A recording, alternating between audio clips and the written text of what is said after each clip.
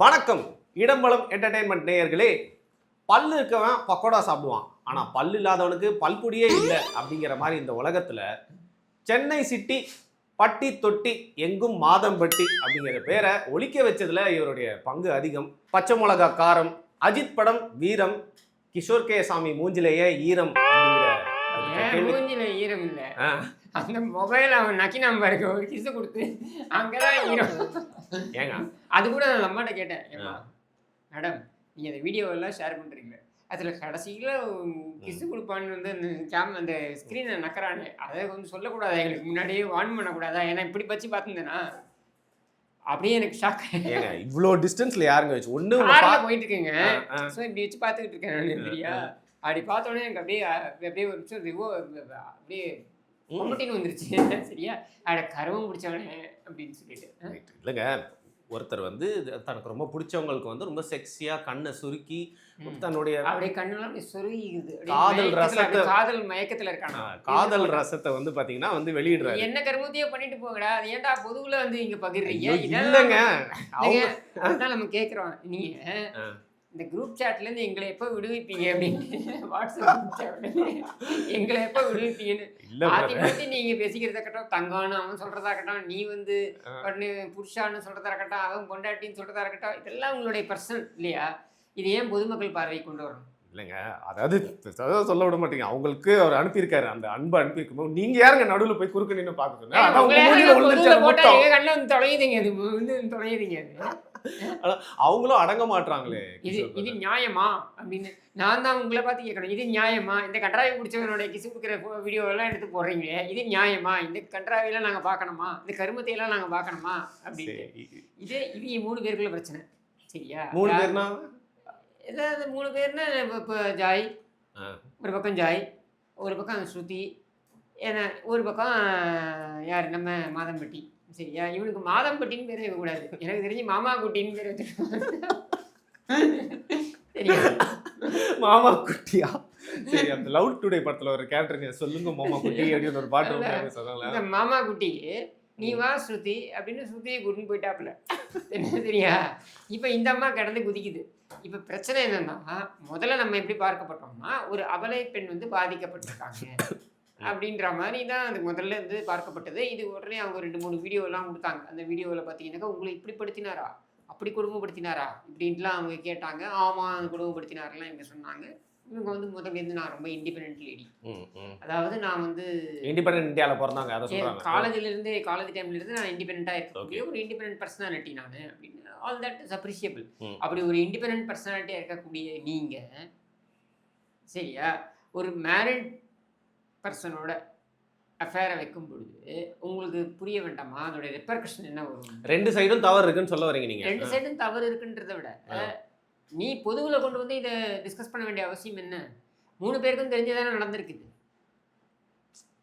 இல்ல பிரதர், அவர் ஒரு பெரிய மீடியா ஹவுஸ்ல வந்து அவர் பேக்கிங்கோட இருக்காப்ல. அப்போ இவங்களுக்கு வந்து ஒரு பவர்லெஸ்ஸா ஃபீல் பண்ணதுனால அது பொது வழியில எடுத்து வைக்கணும். அதுதாங்க மீடியா பேக்கிங் தேவை. உங்களுக்கு அந்த மீடியா, அவருக்கு அந்த மீடியா பேக்கிங் இருக்குன்னு சொல்றீங்க. நீங்க வந்து தெரிஞ்சுதானே அவர் கல்யாணம் பண்ணி இருக்கக்கூடியவர்னு தெரிஞ்சுதானே நீங்க போய் அஃபேர் வச்சீங்க. மாற்றான் மனைவியை பார்ப்பது எந்த அளவுக்கு தப்போ, மாற்றான் கணவனை பார்க்கும் தப்பு தானே. If this is wrong, this is also wrong. Morally லீகலிக்குள்ள நான் போக விரும்பல சரியா. சரி, மாரலின்னு வச்சுப்போம்.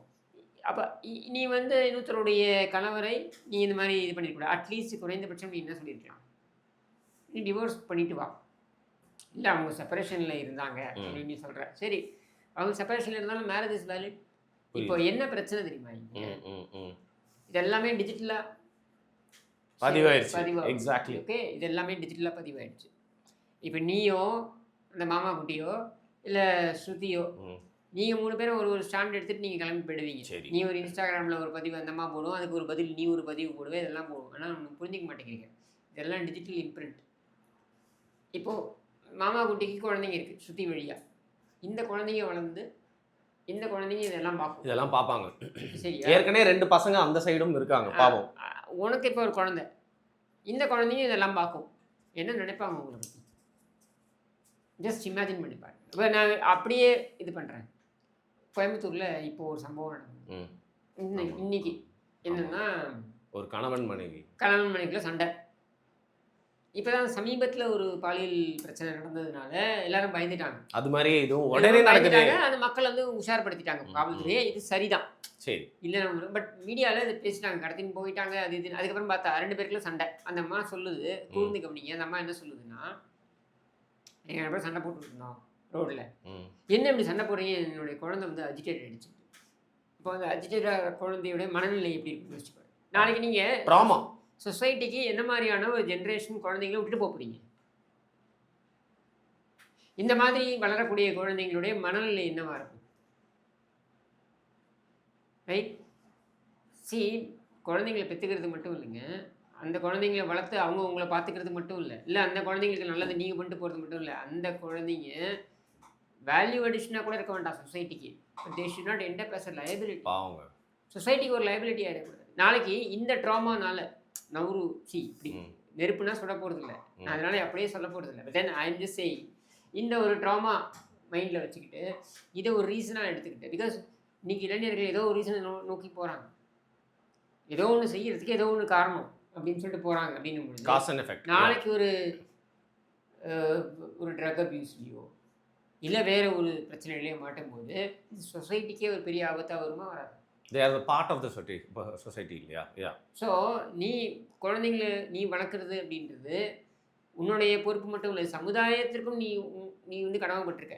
எப்படின்னா அந்த குழந்தைய சரியாக வளர்க்கலன்னு வைங்க, அந்த குழந்தையால் ஏற்படக்கூடிய பாதிப்பு சமுதாயத்துக்கு தான் வருது, சமுதாயத்து தலையில தான் விடியுது.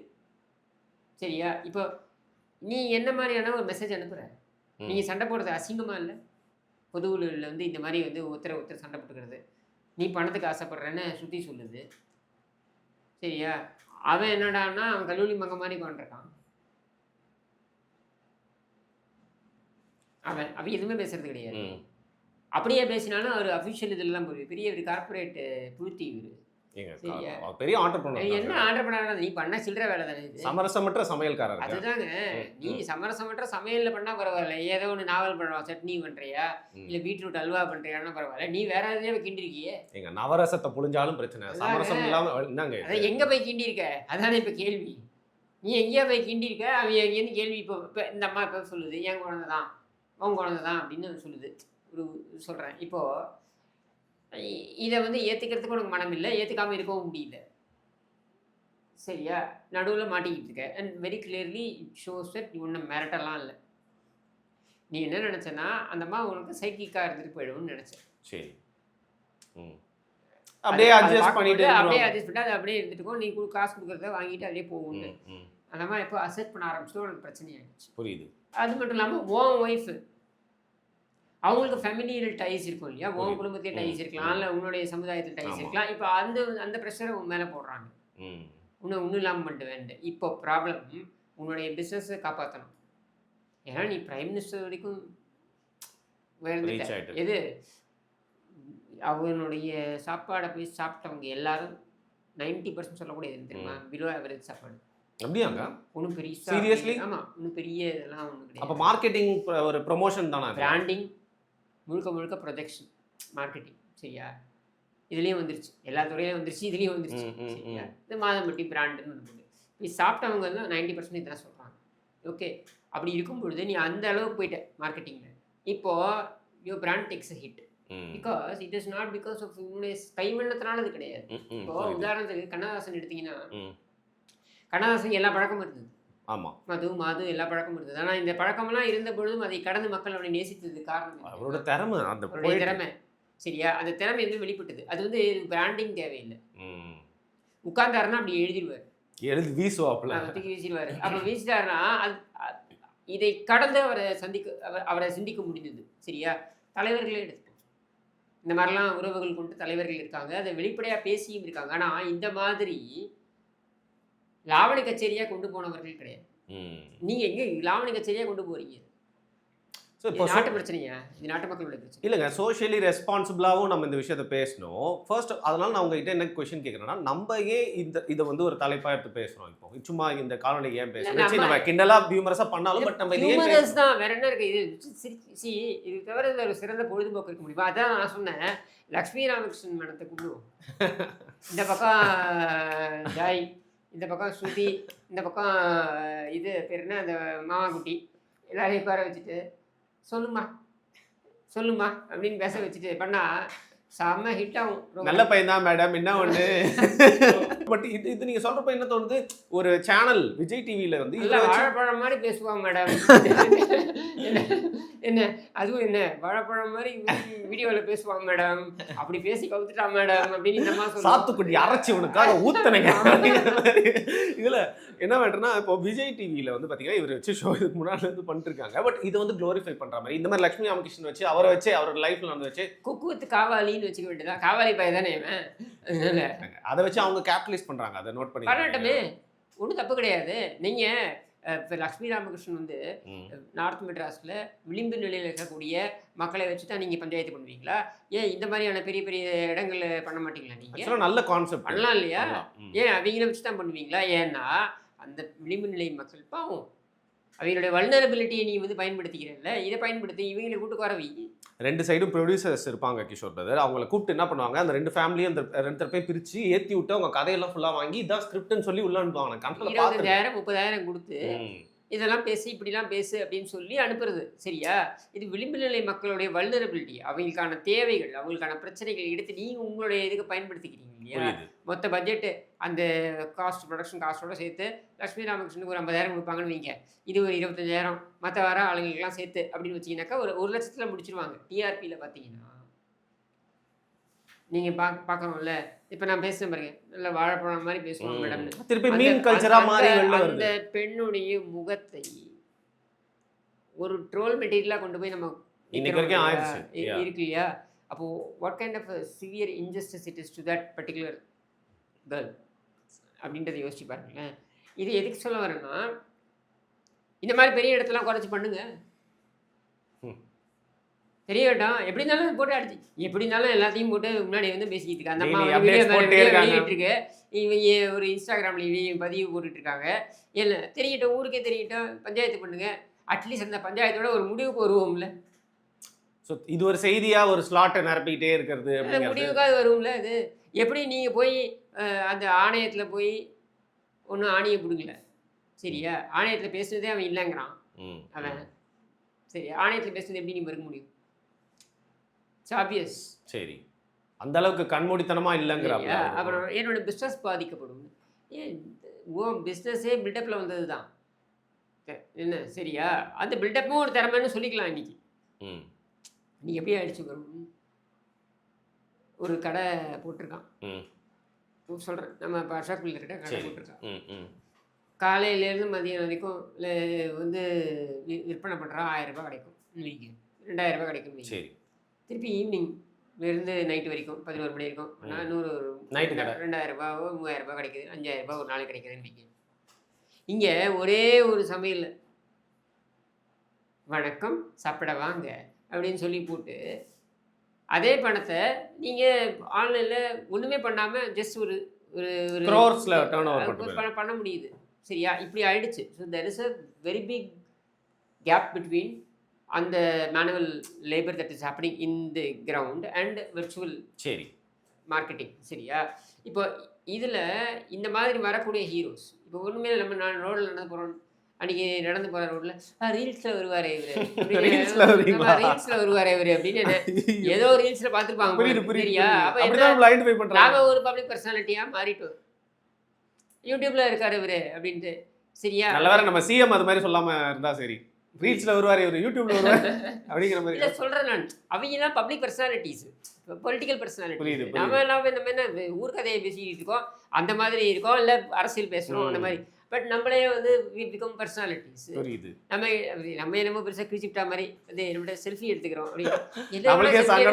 என்னோட செல்ஃபி எடுத்து என்ன பண்ண போறீங்க? சரி, எனக்கு ஒரு டவுட்டு என்னன்னா, இந்த மாதிரி எல்லாட்டும் செல்ஃபி எடுக்கிறாங்களே, இந்த செல்ஃபியாக ஸ்டோர் பண்ணி வச்சுப்பாங்களா, என்ன பண்ணுவாங்க? மச்சான் நீ போய் தர்ற ரோட்ல பாராம சொல்லிட்டு அப்படியே வந்து காட்டுவாங்க லைக். சரி, அதுக்கப்புறம் என்ன பண்ணுவாங்க? ஏன்னா யாரெல்லாம் பார்க்குறாங்களோ எல்லாட்டும் ஒரு செல்ஃபி எடுத்துக்கிறாங்க. What do you do with that selfie? எனக்கு தெரியல. அது அதாவது ஏதாவது அவார்டு வாங்குனீங்கன்னா மச்சான் பாரு என் கூட காட்டுவாங்க, இல்ல ஏதாவது கைது பண்ணிட்டாங்கன்னா மச்சான் அன்னைக்கு பாரு காட்டுவாங்க. அந்த மாதிரி நாட்கள்ல உங்களோட அதை நீ சேவ் பண்ணி வச்சிருக்கணும்னா நீ தான் போற வரவன்ட்டுலாம் செல்ஃபி எடுக்கிறியே, எத்தனை சேவ் பண்ணி வச்சிருக்க? ஸோ இது முடிவுக்கு வருமா இந்த எபிசோடு? இதுவா? இது see it's entertainment galore for everybody. சரியா? என்ன டெய்லி அந்த மாதிரி ஒரு வீடியோ வெளியிடணும்னு எதிர்பார்க்கலாம். நானும் அந்த மாட்ட மீடியம்மா நீ வீடியோ வெளியிடுமா, அதுக்கு முன்னாடி இந்த மாதிரியான விஷயம்லாம் பண்ண போகிறோன்னா முன்னாடியே எங்களுக்கு ஒரு எச்சரிக்கை, ஒரு டிஸ்க்ளைமர் மாதிரி கொடுத்துட்டு உஷார். கடைசி 10 செகண்டில் அவன் வந்து ஸ்க்ரீனை நக்குவான் கிஸ்ஸுன்ற பேரில். அதனால் உஷாராக இருங்க அப்படின்னா நாங்கள் கொஞ்சம் சேஃபாக இருந்துப்போம்ல.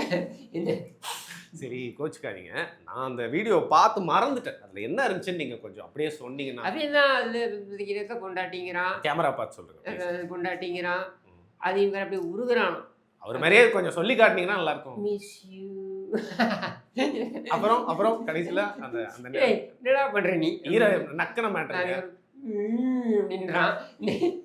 அந்த கன்றாவியெல்லாம் நாங்கள் பார்க்குறோமா?